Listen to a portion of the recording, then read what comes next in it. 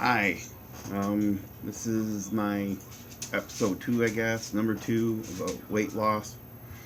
I was going to talk about the 3 food types because a lot of people, believe it or not, they don't understand. There's 3 food types. I hope this is coming out right for you guys. One is protein, and what protein does for our body is it helps us build our muscles, our hearts, our lungs, our brains, basically everything in our body outside of the bones. When you have a good protein intake, your body can repair all the cells that get damaged through use and build your muscles up when you exercise.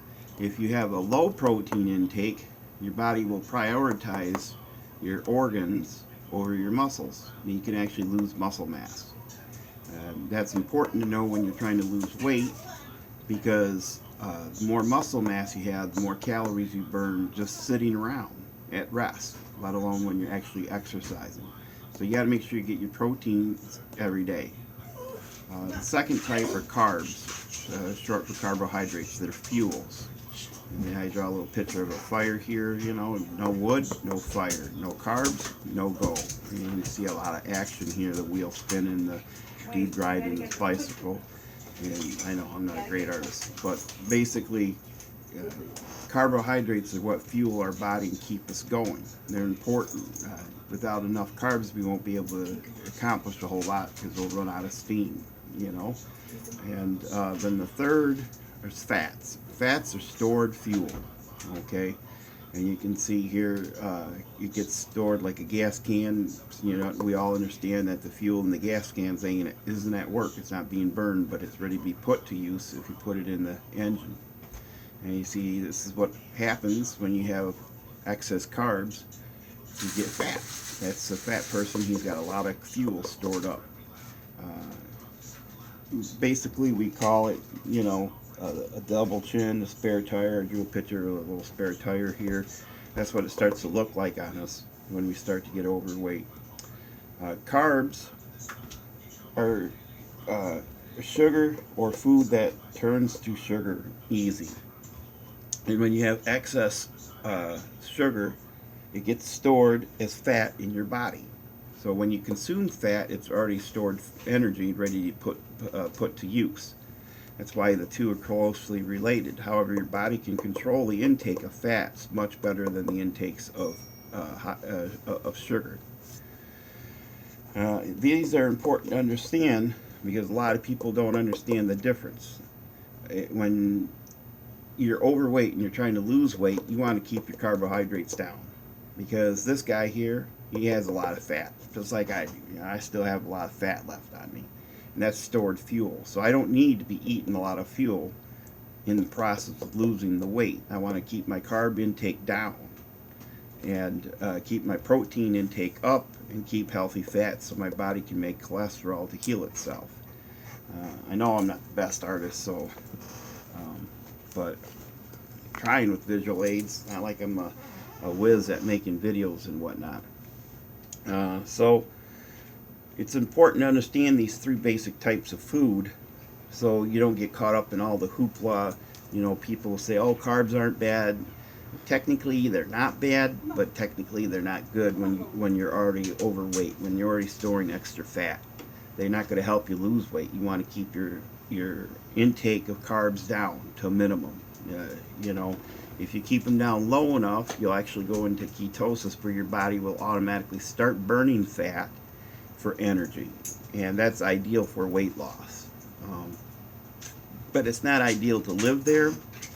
And if you're AB or a B blood type or an A blood type, you don't want to stay in ketosis very long. It's bad for your body. Your body chemistry can't handle it that well. If you're not back to proteins, great sources of proteins are your meats and your beans and eggs, stuff like that. And there are other vegetables besides beans that give good protein. If you're not a meat eater and you want to be a vegetarian, that's fine, that's your choice. But be aware that vegetable proteins are not complete. you need complete protein. So you have to balance your beans with the other food veggies that contain the rest of the protein chains that your body needs. I don't know what they are because I'm a meat eater. Now, meat is not meat. Good meat is good for you, bad meat is bad for you. And you're like, well, what's the difference? Cows are raised today by what I call meat factories. You know, cow factories, basically. They raise them up, put them in a stall, and they feed them dead food, which is hay and grain.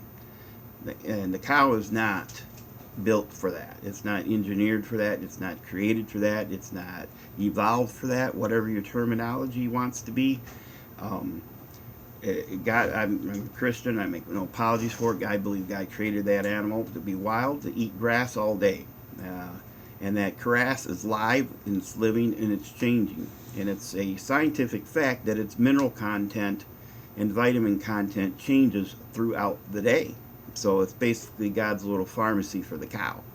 But instead, because it's easier for factories and corporations to produce junk beef, that's what I call it, bad beef, they raise them in a stall on a meal that they cannot survive on.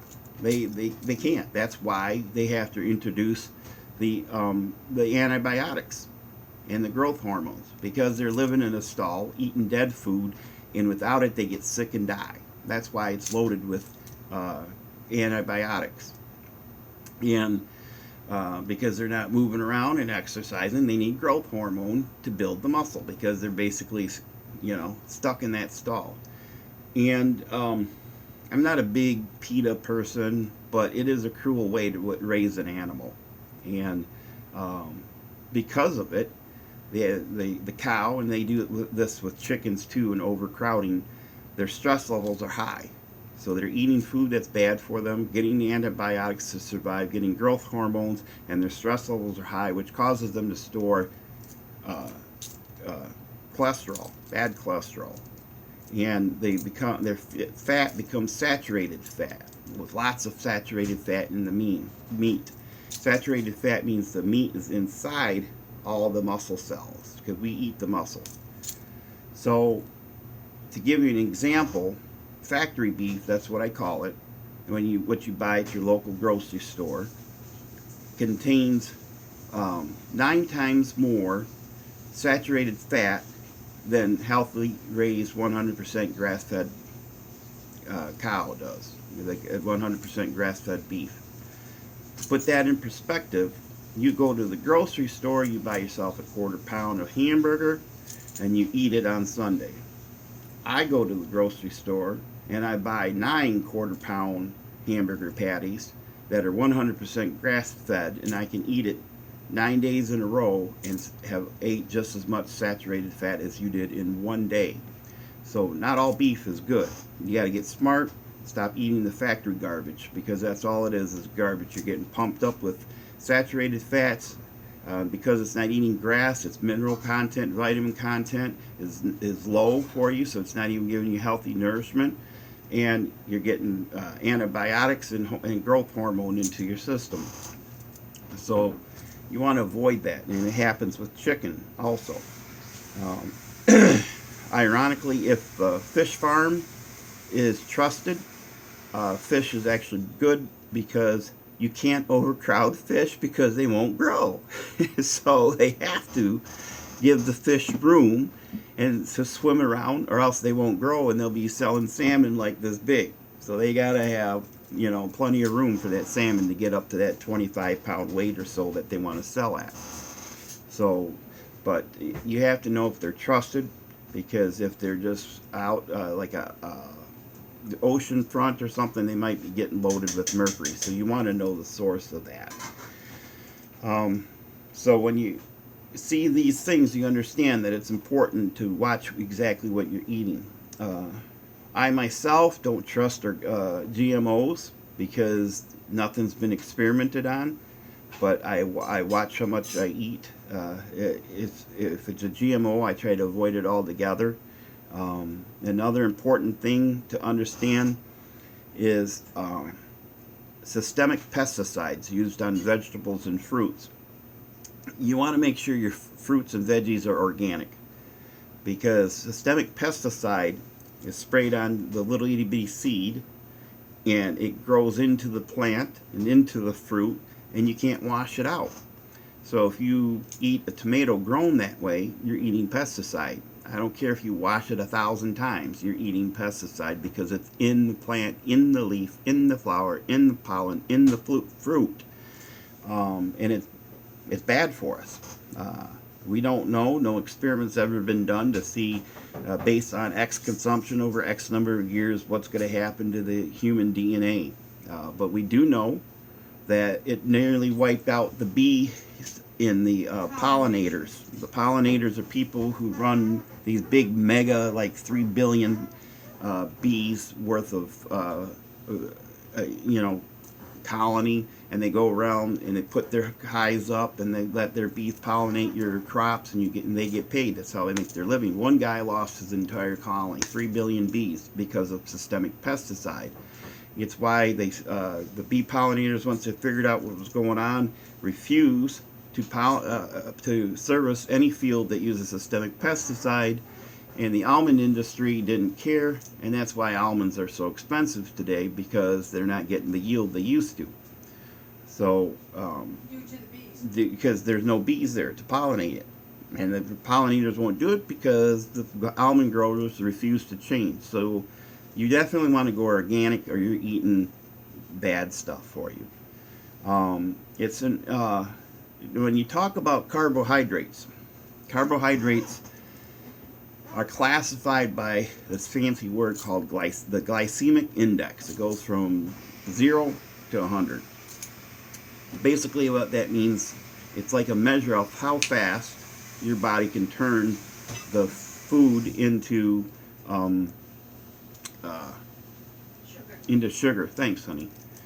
At the very top is 100. That's like almost instantaneous.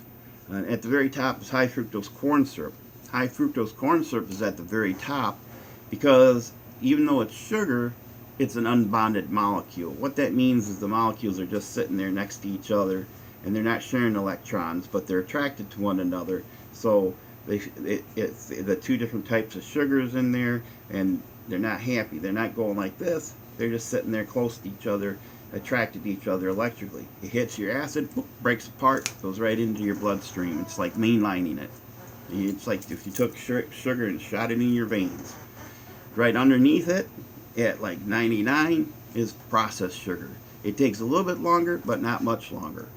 And so because of it, the sugar, when you find it in the natural, like I spoke last video, is locked in with carbohydrates. So it takes time to break it down. Where some of your fruits and vegetables are higher on the glycemic index. Some might push 88. But most are somewhere around, most of your fruits are somewhere around 82, and even sometimes as low as 70, which means it takes time to process and put into the body and put to use. If you get a chance, you can look that up and see, what you're eating is at on that chart. You want to keep it down low, especially when you're trying to lose weight. Beans are great because they come in around 55 to 45, and that's the type of stuff you want to look at. Let's see, I had another thought here about the beans, the fruit, and the sugar. Oh man, now I'm drawing a mind blank. The cost of organic will cost them a little. Oh yeah, that's right. The organic food's going to cost you more. But how much does it cost you in your health and health care costs if you don't eat right? In the long run, you'll come out much further ahead. There's no question to it. Around our area, there's Whole Foods, which is kind of like a national chain, and Bush's, and they carry organic food, and they carry high quality beef. So, and for a decent price. On sale, I get my ground sirloin for $4.99 a pound. 100 grass-fed beef, not on sale, is $6.99 a pound, and the grass-fed but grain-finished, which means the last 2 months of their life they're grain-finished, but no hormones and no antibiotics. Runs somewhere around $5.99 a pound. Sometimes you can get it on sale for as low as $4.99 a pound. But it's worth it in the long run, especially when you realize, the junk food. You think, oh, I'm just going out to eat, and you're eating garbage. And the stuff they're allowed to do will blow your mind if you really dig deeper into it. And maybe we'll get into that in a different video. But for example, we go and we get the ground sirloin burger, and by the time we pay for our tea and everything and a tip, we're walking out at $25. Well, my ground sirloin from Bush's, even when it's not on sale, is $6 a pound, and for $25 I can buy 4 pounds. That means And I can eat more. my wife and I could have had 4 hamburger patties apiece for that same, basically 4 meals for that same price. So when you start eating healthy, you need to cook from scratch. Stay out of the restaurants, and like I said last video, weigh your food. I think I'll make a video showing how to use the basic scale and whatnot. It's pretty easy, and it helps you a lot, because you got to know what you're eating and how much. And that was an important point. Now I remember. You want to watch your quantity, not just in calories, but also in volume. My wife eats zucchini, and the entire zucchini is 45 calories. I mean, it's nothing. Realistically, she could eat 10 of them and only have 450 calories. But 10 zucchinis would make her belly stretch. Her stomach would blow up. When the problem is, when the more you stretch your stomach, the more you want to eat. So even though something's low in calorie, you don't want to eat a big volume of it, because it'll stretch your stomach. So you're still better off to eat smaller meals. Even if you ate 10 small meals of zucchini a day, you'd still be better off. You want to watch your calories per meal. If your goal, let's say your goal is 1,600 calories for the day, and you eat 2 800-calorie meals a day, you're going to have difficulty losing weight because of the intake at that moment. Your body doesn't use it that fast. You're actually better off to eat 4 400-calorie meals a day, and then you'll see yourself losing the weight more quickly that way. And again, drink plenty of water. That's the way to burn that weight off. Without that water, you're not going to burn the weight off. We drink a lot of tea. Honey, can you grab my tea, a can of oolong, so I can show them how much it costs at the Chinese store? Hopefully you guys live in an area that has the Chinese stores. This can here is 8 ounces. Pretty good tea, but to give you an idea, this is like $10. And then this can here is oolong tea, and it's 9.5 ounces for $9 even. And it's hard to beat that. I mean, that's a lot of tea for a little bit of price. And tea is good for cleansing your system out. So when you're burning fat, tea helps your body flush all that out, which helps keep your kidneys clean, which helps make it easier for you to continue to burn fat. And the time you eat is important.